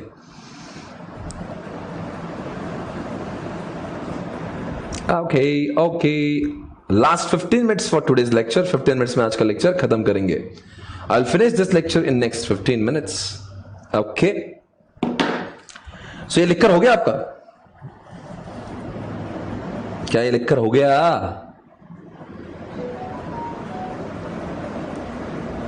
done done done done done done done done done done done done done done done. ये CRR भी नहीं यूज कर सकते, DRR भी नहीं यूज कर सकते, कुछ नहीं कर सकते। चलो एक गाना सुनेंगे, बहुत समय हो गया।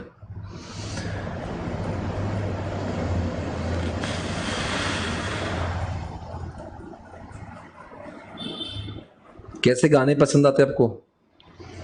मुझे ऐसे गाने पसंद आते हैं। सुनाओ क्या?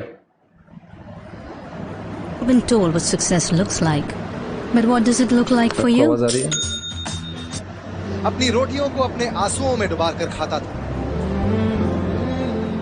आज उसके हर परफॉर्मेंस पर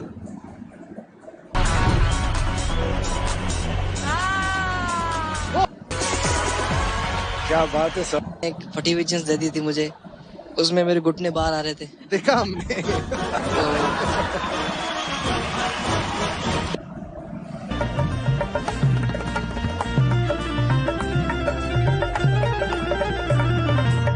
सच्ची है, क्या करना कंपल्सरी है,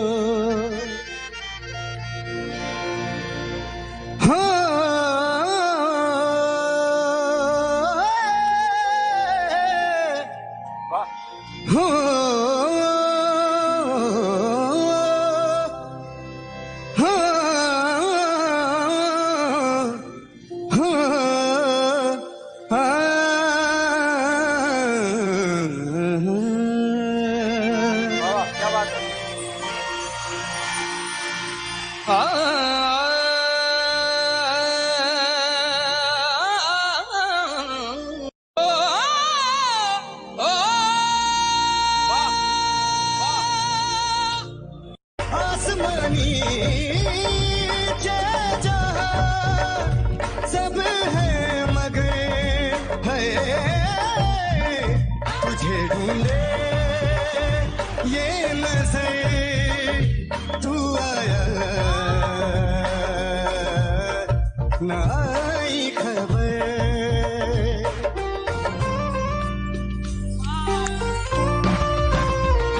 साथिया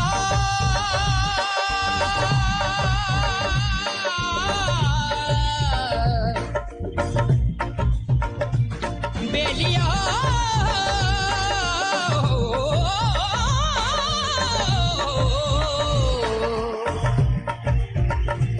साथिया बेलिया, कच्चे धागे सच्चे प्यार के न तोड़ना, तेरे बिन नहीं लगता दिल मेरा ढोलना है, तेरे बिन नहीं लगता दिल मेरा ढोलना, तेरे बिन नहीं लगता दिल मेरा ढोलना है, तेरे बिन नहीं लगता दिल मेरा ढोलना।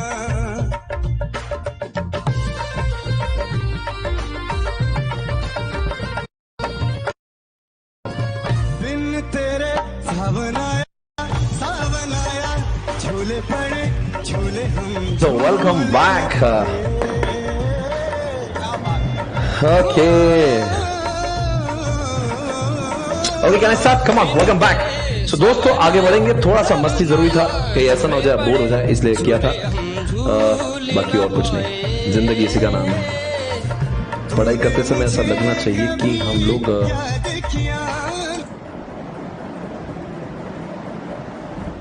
ओके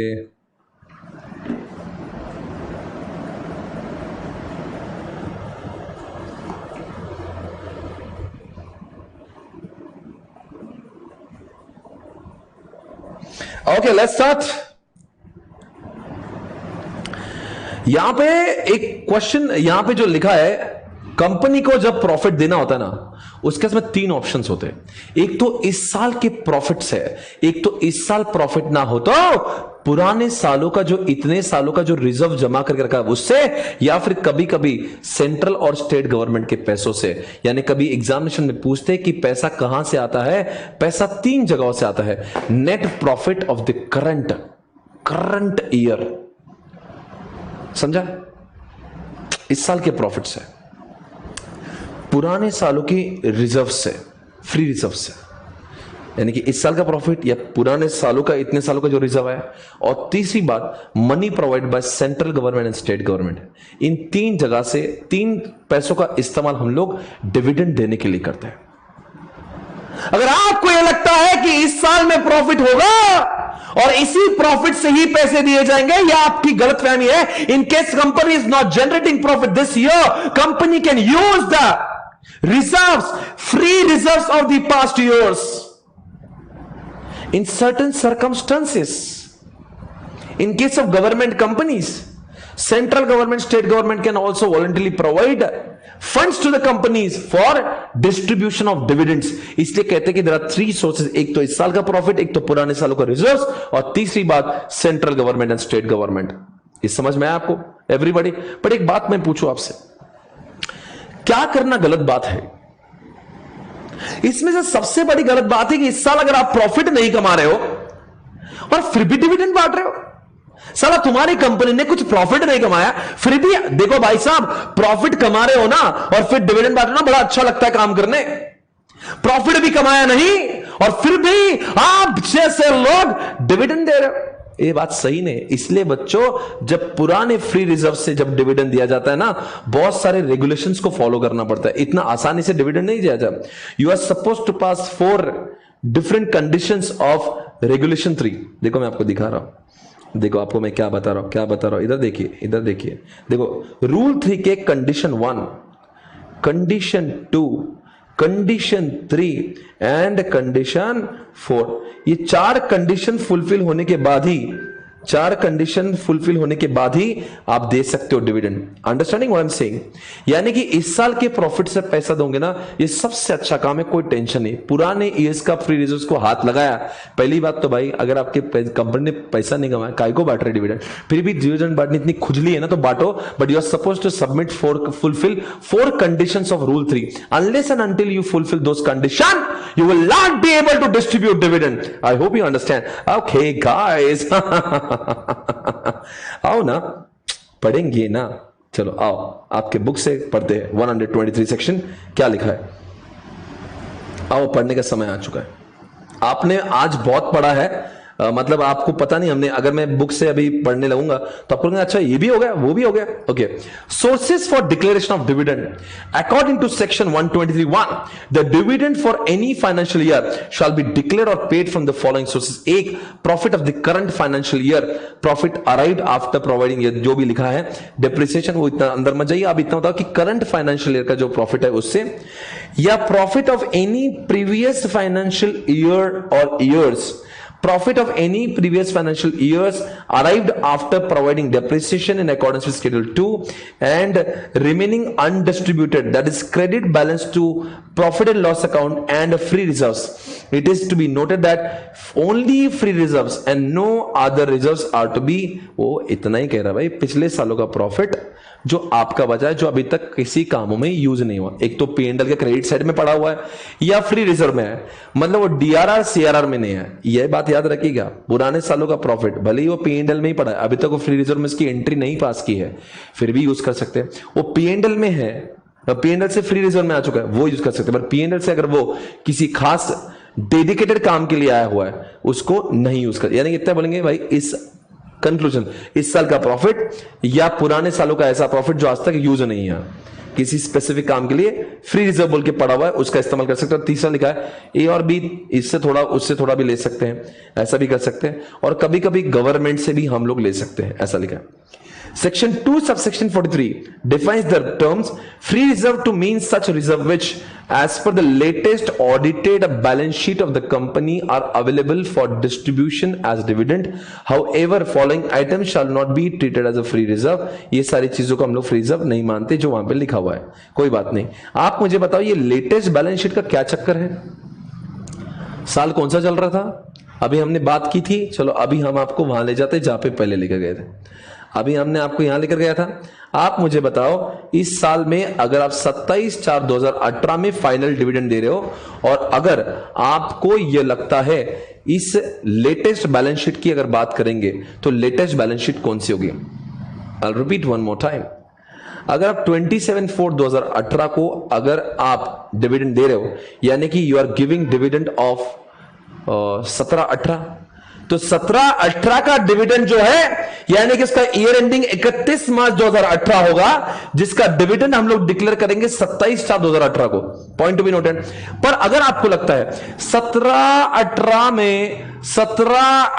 में आपका प्रॉफिट ही नहीं हुआ था, 17/18 प्रॉफिट है, फिर भी आपको 27/4/2018 को क्या देना है? अरे क्या देना है बोलो, क्या बोल रहा है, क्या देना है आपको? 17/18 में आपको डिविडेंड देना है।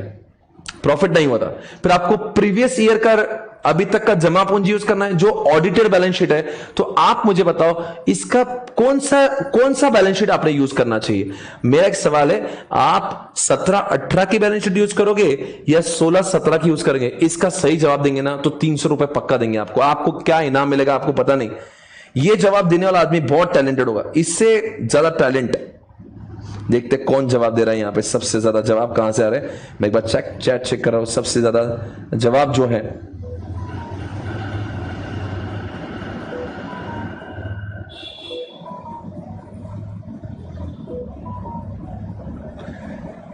सबसे पहला जो जवाब दिया है गामिनी जगानी कह रही है 16-17 का आंसर लीजिए sir, and she is correct.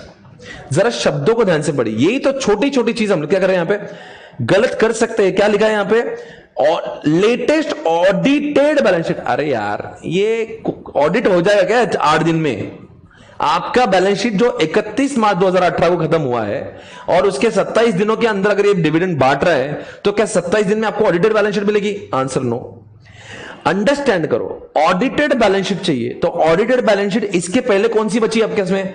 अब 17-18 की तो चलेगी नहीं, तो आपको कौन सी 16-17 के बैलेंस शीट में अगर आपको फ्री रिजर्व नजर आए तो ही आपने ये डिविडेंड दे सकते हो। अगर आपको 17-18 में लॉस हुआ है, यानी कि 17-18 में लॉस जिसको हुआ है वो 17-18 के बैलेंस शीट से नहीं 16-17 के फ्री रिजर्व से ही डिसाइड कर पाएगा। आपको समझ आया क्या? आई होप यू अंडरस्टैंड दिस। या एवरीवन, यहां पे लिखा देखो,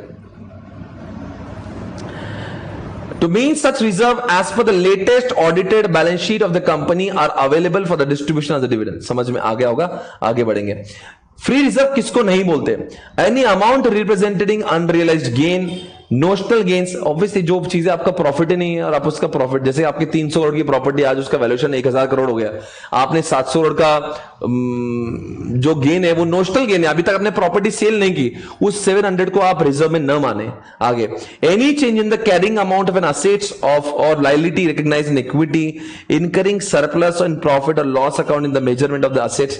वही असेट्स के वैल्यूएशन में, अनरियलाइज्ड गेन में, कोई भी जो चीजें जब तक वो रियलाइज नहीं हुए, आपके पास में कोई असेट है 200 करोड़ का, उसकी वैल्यूएशन 500 करोड़ की हो गई, आपको लग रहा है 300 करोड़ में रिजर्व में डाल देता हूं, वो अभी तक आपके प्रॉफिट का हिस्सा नहीं है, वो रिजर्व का हिस्सा नहीं है। उसको आप लोग ऐसे समय पे रिजर्व, फ्री रिजर्व बोल के यूज न करें। I hope it is done. आगे बढ़ने का समय आ चुका है। यहां पे लिखा है कि पिछले सालों के प्रॉफिट को ये चेक करना चाहिए, सेट ऑफ करना चाहिए। ये मैं आपको समझाऊंगा, ये पार्ट मेरे साइड से पेंडिंग है बिकॉज उसका संबंध आगे आने वाला है। Okay,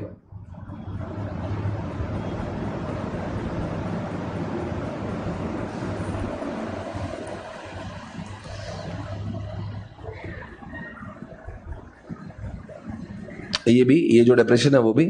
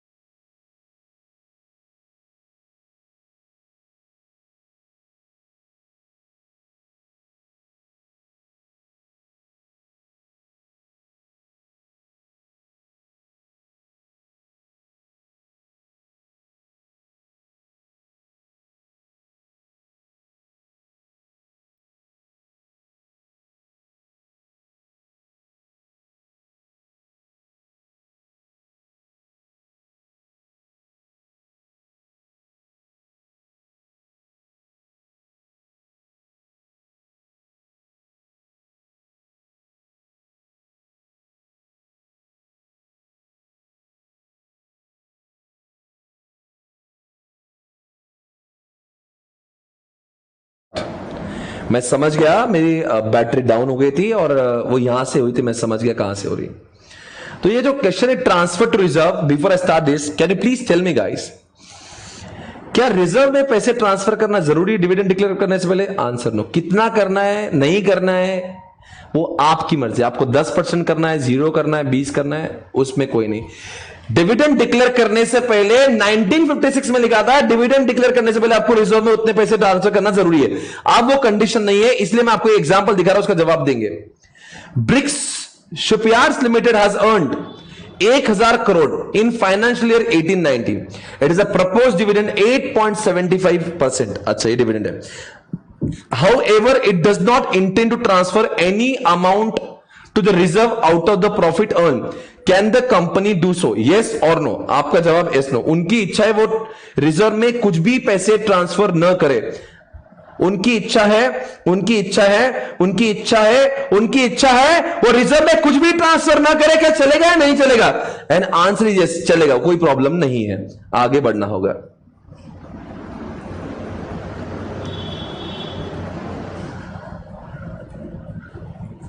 Okay, shall I proceed?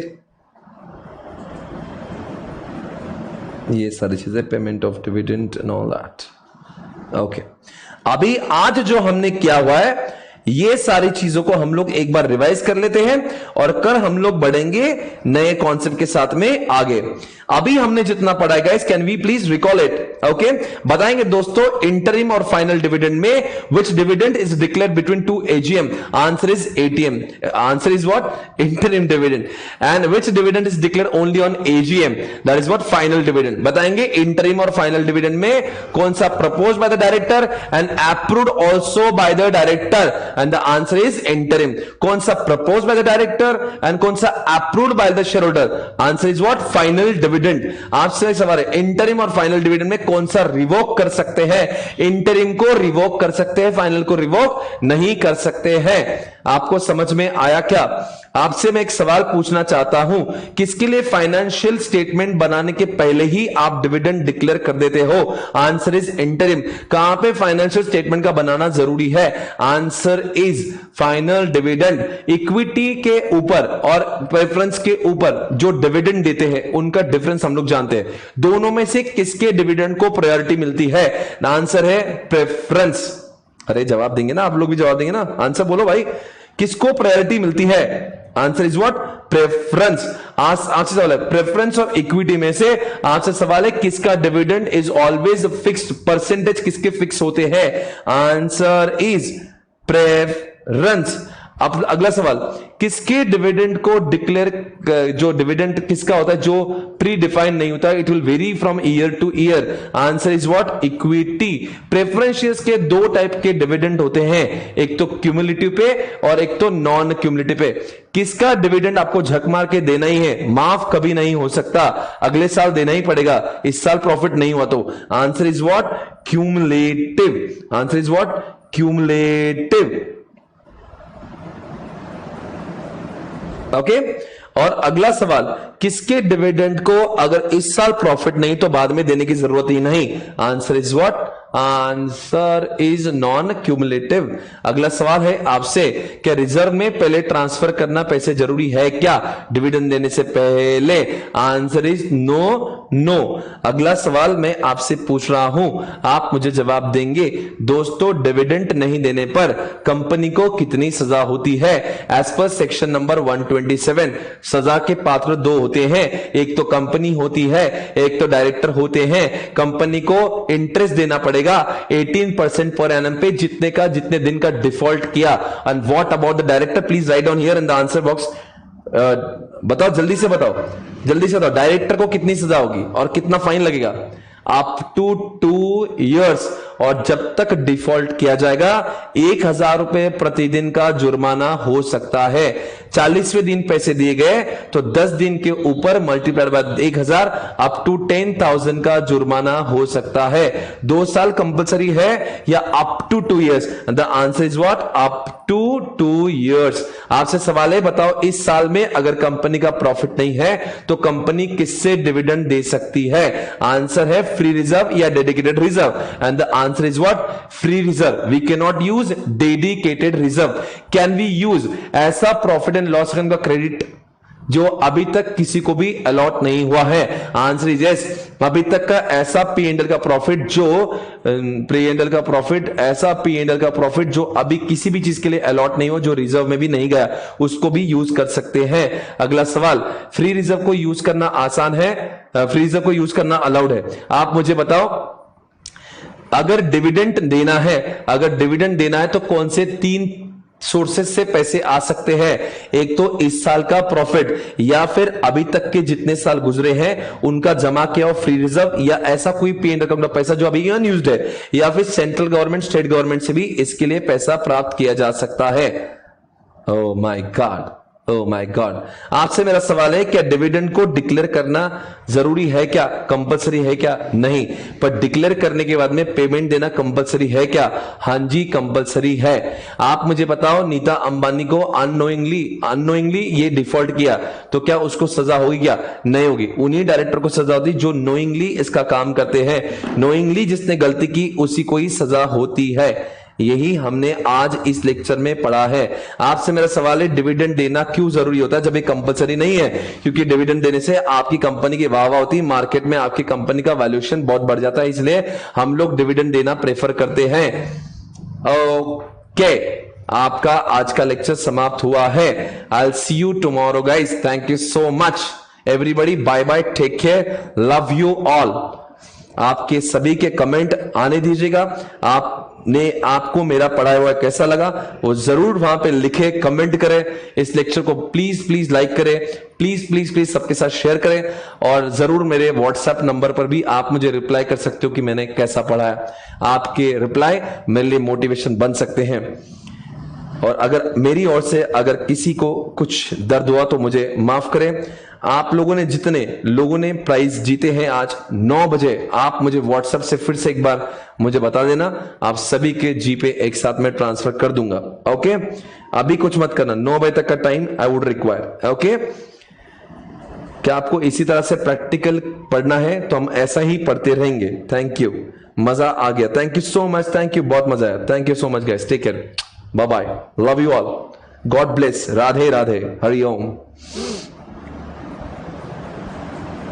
We really enjoyed your lecture. Thank you so much. ऐसे पढ़ाते रहेगा sir. Thank you so much, बहुत मजा है.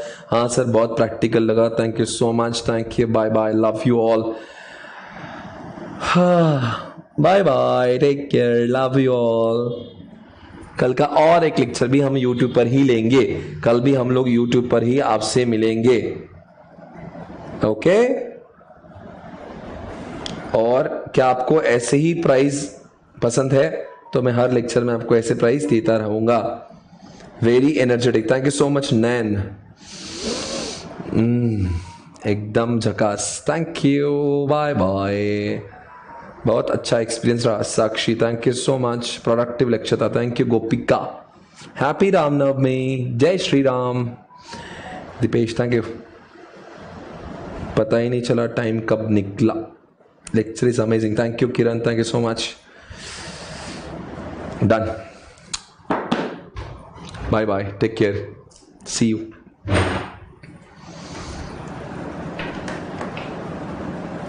हो गया?